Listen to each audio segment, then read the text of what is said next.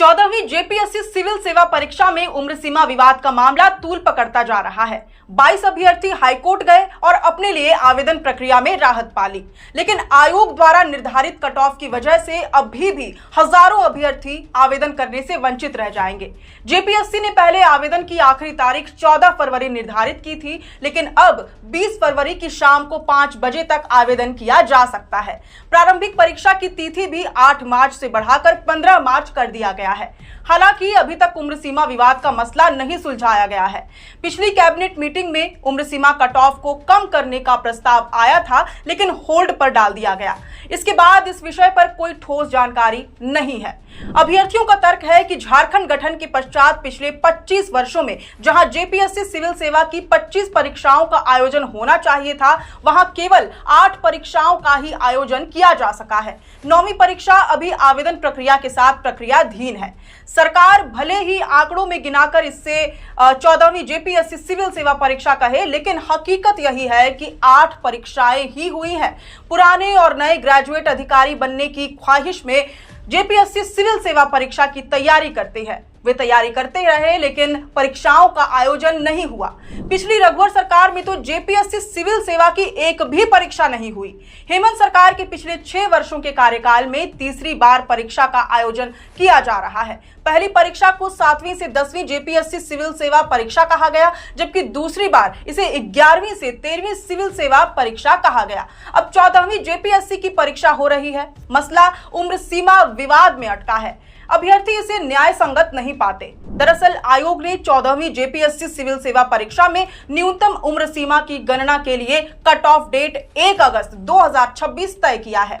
इस वजह से हजारों विद्यार्थियों के अधिकारी बनने का सपना टूटता नजर आ रहा है। इनमें दर्जनों अभ्यर्थी वैसे हैं जिन्हें उनके उम्र सीमा के प्राइम पर परीक्षा देने का मौका नहीं मिला, क्योंकि विज्ञापन ही नहीं आया। कई अभ्यर्थी वैसे हैं जिन्होंने पिछली 2 जेपीएससी परीक्षाओं में प्री या फिर मेंस क्वालिफाई किया है। उन्हें उम्मीद है कि एक और मौका मिलने से वे अधिकारी बन पाएंगे, लेकिन न्यूनतम उम्र सीमा की गणना के लिए 1 अगस्त 2026 का कट ऑफ रखने से मुश्किल आ रही है। वे इसमें छूट की मांग कर रहे हैं। 14वीं जेपीएससी सिविल सेवा परीक्षा में उम्र सीमा का विवाद अब विधानसभा तक पहुंच गया है। आज सत्ता पक्ष की ओर से झामुमो विधायक अमित महतो और कांग्रेस विधायक प्रदीप यादव, जबकि विपक्ष की ओर से जेडीयू विधायक सरयू राय और जेएलकेएम के जयराम महतो ने सरकार से सवाल किया। पौड़ैया हाट से कांग्रेस विधायक प्रदीप यादव ने कहा कि 2021 में 7वीं से 10वीं जेपीएससी सिविल सेवा परीक्षा में कट ऑफ 2016 निर्धारित किया गया था, जबकि 2023 में 11वीं से 13वीं जेपीएससी में 2017 तय किया गया था। अब वर्ष 2026 में उम्र सीमा कट ऑफ 1 अगस्त 2026 निर्धारित किया गया है।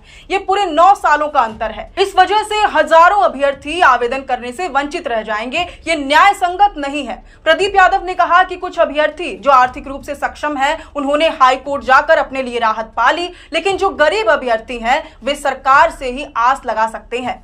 विधायक अमित महतो, सरयू राय और जयराम महतो ने सरकार के सामने मांग रखी है कि अभ्यर्थियों को उम्र सीमा में छूट का लाभ मिले। उन्होंने कट ऑफ को 2018 करने की मांग की है। विधायकों के सवालों का जवाब देते हुए संसदीय कार्य मंत्री राधाकृष्ण किशोर ने कहा कि ये काफी संवेदनशील और गंभीर मुद्दा है। मंत्रिपरिषद की पिछली बैठक में इस पर गहनता से चर्चा भी हुई है।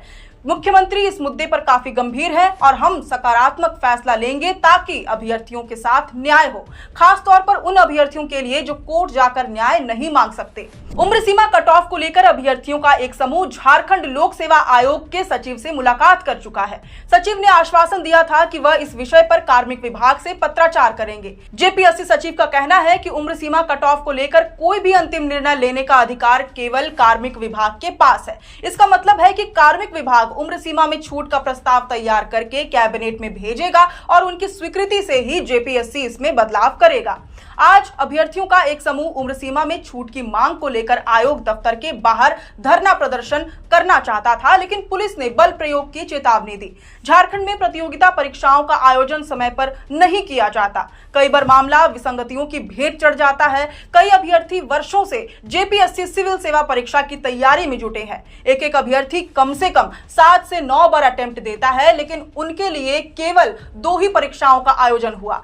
तीसरी बार न्यूनतम उम्र सीमा सीमा की गणना के लिए जैसा कट ऑफ तय किया गया है, वे आवेदन करने से ही वंचित रह गए हैं। उम्मीद है कि सरकार उनकी मांगों और तर्कों पर ध्यान देकर कोई रास्ता जरूर निकालेगी। खैर, अब इस पूरे विषय पर आपकी क्या प्रतिक्रिया है, ये हमसे कमेंट बॉक्स में जरूर साझा करें। शुक्रिया।